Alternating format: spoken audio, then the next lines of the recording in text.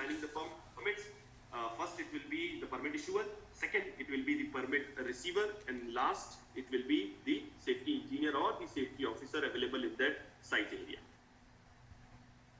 Now, what are the key elements of a permit to work? This I am explaining you, then I will open a permit also for SEC, so everything will be very clear for you people. First of all, we have to write the job description and location, because always remember, permit to work will always be defined for a particular area and particular activity. For example, in the laydown area, you are working in two different locations and you are doing two hot works in two different locations. We will make two permit to works. We'll make two permits. Okay, always remember this in your mind. Activity and locations will depend on permits. So in permit to work, what major things we have to include is what is the job description, like what job we are doing. Then what is the location of that particular, maybe it might be laydown area or in the site, whatever name you have given your site you have divided. Okay. Second, hazard identification, risk assessment. This we have already done. We will attach the risk assessment of that particular activity we are doing with the permit to work. Okay, these are the two things.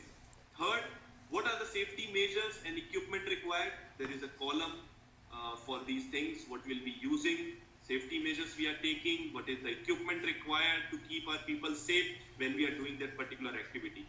Then the duration and validity of the permit is very, very, very important. Duration in general, for example, hot work permit, it will be for 1 day, like starting from 7 a.m. till 4 p.m. This is very important to fill the duration and validity of that permit. For example, if you are doing normal permit like cold work permit or continuous work at height permit, it will be for 1 week starting from Saturday till Thursday. Then last one is the approval and handover process. Like approval, it means finally it will be acknowledged by the safety engineer or officer. It will be kind of approval that you can start the work activity. And handover means the clearance of the permit. It will be signed by the site manager. Okay, we have completed this particular activity with all the safety measures. Alhamdulillah, nothing happened, and his name and signature will be there in the clearance of the permit. It will be called as handover of the process. Now, what is the flow of how we will be filling PTW process, PTW flow process. First one is initiation and request for PTW. Then next is risk assessment and hazard identification and analysis. Third one is the permit approval and authorization, execution of work, monitoring and auditing, closure and record keeping. Now I will explain you one by one.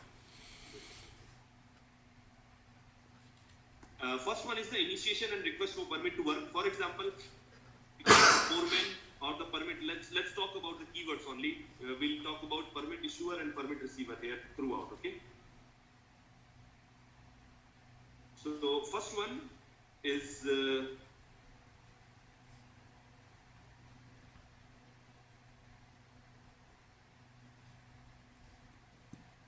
initiation and request for permit to work. The permit receiver, he will fill the form, he will fill the permit to work, he will check what all safety measures he needs to take, what all activity he needs to do. Okay. Second, he will attach the risk assessment and hazard analysis for the particular activity. These are two steps.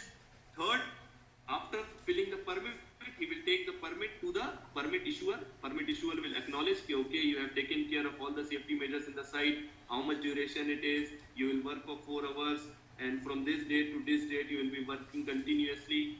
He will do the permit approval. Next, you will be doing the execution of work. You are continuously working in the site on the basis of this permit and HERA.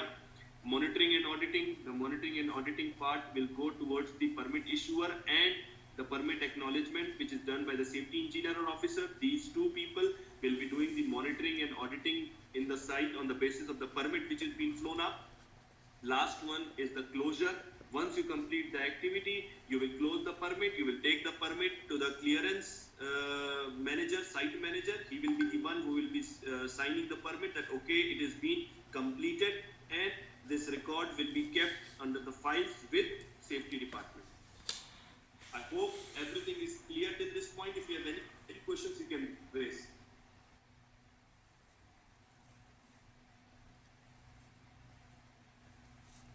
Okay, done. Okay. Okay, we'll move. PTW documentation. What is the PTW documentation? It's forms and templates. What are using forms and templates in the sense we are using here SEC PTW formats. We are using SEC PTW forms. Examples of the completed PTW forms. Whatever permit to work we have finished, we have completed. We'll keep it in the record. Importance of accurate record keeping. As the SEC is requiring, they are doing annual audits. They are doing biannual audits as well. So they are checking each and every permit, whether it is filled completely or not, is there any lapse or not. If we are keeping the record, it is easy for us to track that this day to this day we are doing this particular activity. Case study, it's like real examples of PTW successes.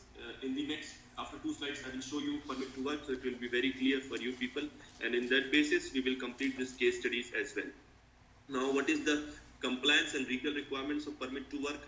Any client will give you permit to work, and it will be, if it is coming from a client, we are legally binded to comply that particular requirement of permit to work. And there will be, for example, if we are, even the consultants are there, the SEC consultant is there, what will be the consequences if we are not having permit to work in the site, we are doing any activity, he will come, he may stop the activity, he will ask us, he will suspend the activity, even he has the power to raise non-compliance towards the company, even he can blacklist the person who is responsible for that particular site. So these are the regulations and what is the consequences if we are not complying towards permit to work. Now, what is the PTW best practices? It's like regular training and updating our staff, use of digital PTW systems, consistent monitoring and review of procedures. Even I've explained you in risk assessor training also. And again, I will tell you, if we want to have a safe environment and as per the procedures from the SEC, we need to train and qualify our people at every step. There should be refreshment trainings every 15 days, 20 days from the safety department. They should be training your people so that they will be aware of each and everything, because it's our normal mind. If it is out of sight, out of mind. So we should keep our people informed and trained. This will help in creating a good and safe environment. Now coming towards the, I have taken an example of hot work permit. Have you seen this permit? Yes, we are using this permit in SEC. Okay, very good. So how we are starting? First, we are putting the PTW reference number. This reference number changes from contractor to contractor.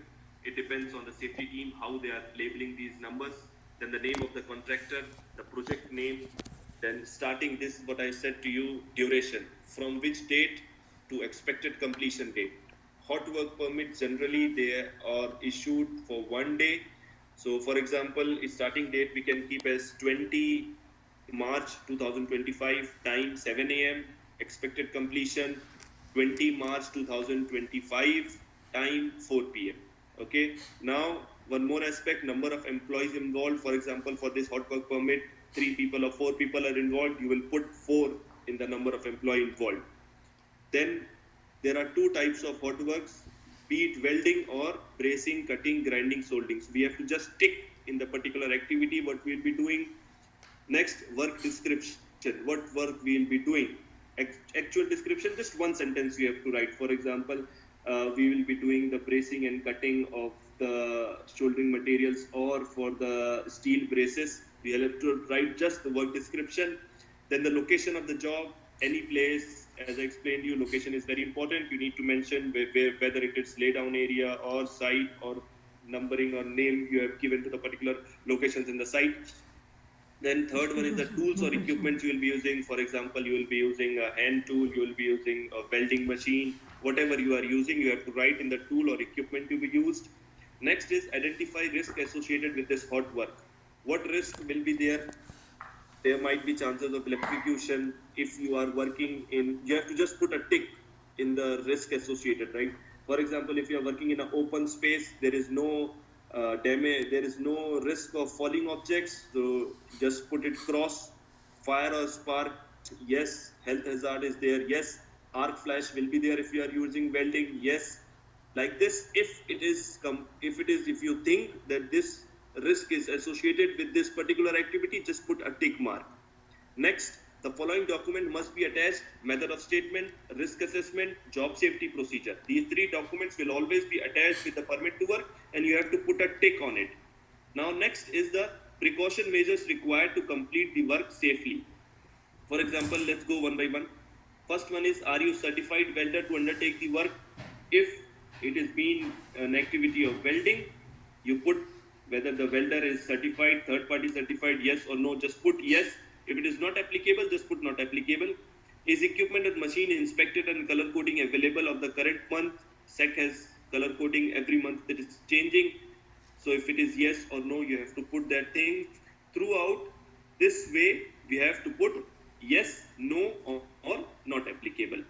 Next will be, the following areas or items have been inspected by issuer and receiver. For example, if you are doing hot work, definitely we need to keep a fire extinguisher near to the hot work you are doing. For fire extinguisher, you have to write type. There can be type A, type B, or even right now, I guess we are using 6 kg of ABC powder. So just write ABC. Quantity, if you are using 1 fire extinguisher or 2 fire extinguisher. Size, 6 kg or 21 kg, whatever size fire extinguisher you are using, we'll put that. Then whatever other things we are using, we have a fire watcher there or not, just put a tick mark. If it is available, put a tick mark. If it is not available, put a cross mark. Now next is the PP required for the activity. For example, helmet, yes. Welding gloves, yes. Welding shield, yes. Safety shoes, yes. Apron, welding, yes. Welding clothes, yes. So whatever is applicable, just put a tick mark. Now coming towards the issuance and acceptance before work. So first it will be the name of the permit receiver. He will write his name. He is the one who is filling this form. The permit receiver will fill this form. The permit receiver will write his name. He will put the signature with date. Okay, signature with date. Next, he will take this permit to the permit issuer. He can see the site as well. He can go to the site. Okay, you have done everything. Okay, I will sign. Even on word of mouth, if the permit receiver is saying, I have taken care of everything, you just sign. This can also be done. We don't encourage this one, but it depends on the contractor to contractor and situation to situation. So the permit issuer will write his name on the first row. Second, he will sign with date. Then the permit receiver will take this permit to the safety engineer or officer, who will definitely visit the site. He will check each and everything. Okay, this thing is there. Safety precautions is there. Then he will put his name, do the signature, and put the date.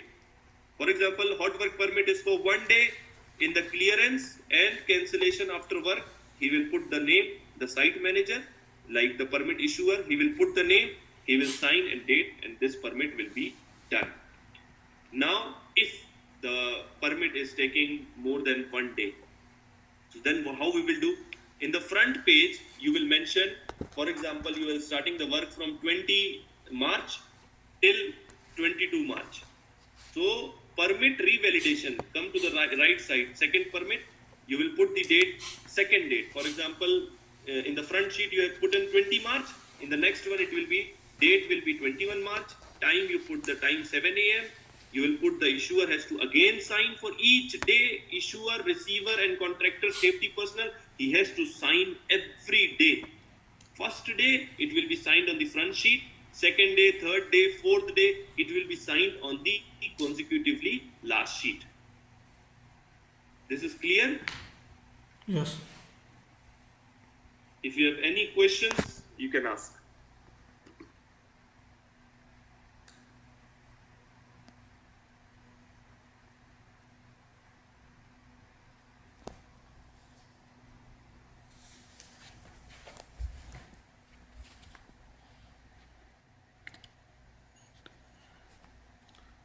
The question, one thing, please clear to all participants. Yes. This permit is valid for 1 week only, yeah?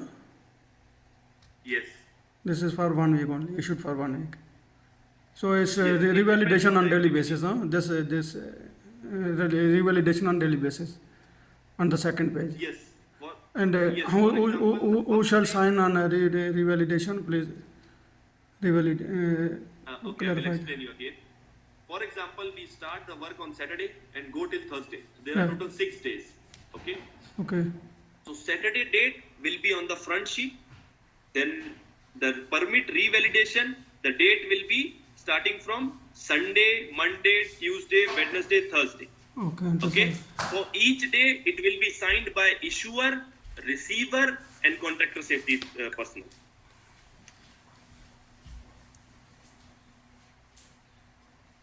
Yes. It is clear now? Yeah. Yes. Yes. These things.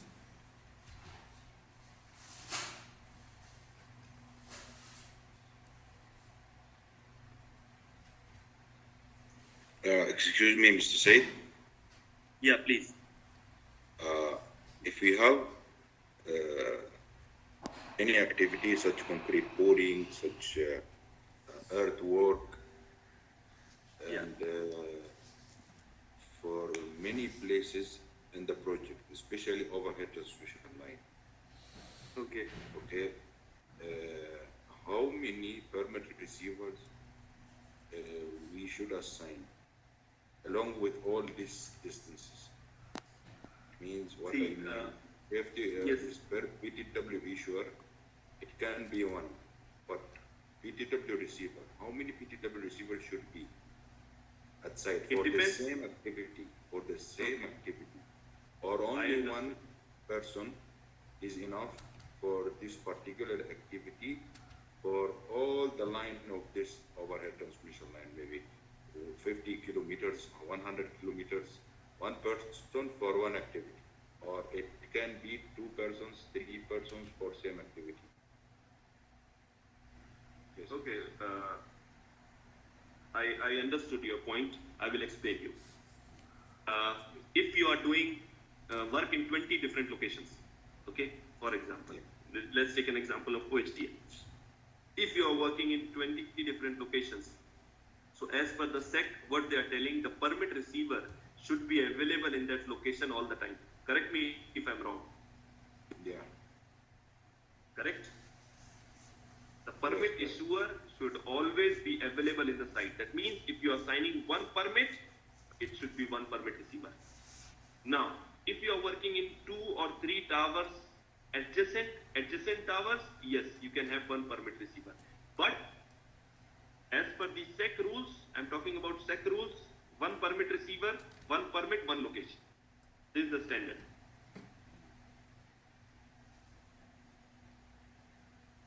For same activity. For same activity. For For example, if it is a tower line, yes. For one permit, especially for one location, one permit receiver, he can cover the hard work, cold work, and confined space, all permits. He can take these all permits. One permit receiver for one location In only. confined space, you will be yes, confined space, you will be working in one particular location. So you will have one permit receiver for that particular. Yes, yes, only for one location. Yes. So he must be available on that assigned location during the activities. Yes. This is the Yes. point. The permit receiver should always be available from the start of the work till the end of the work in Yeah. that particular location. Yes.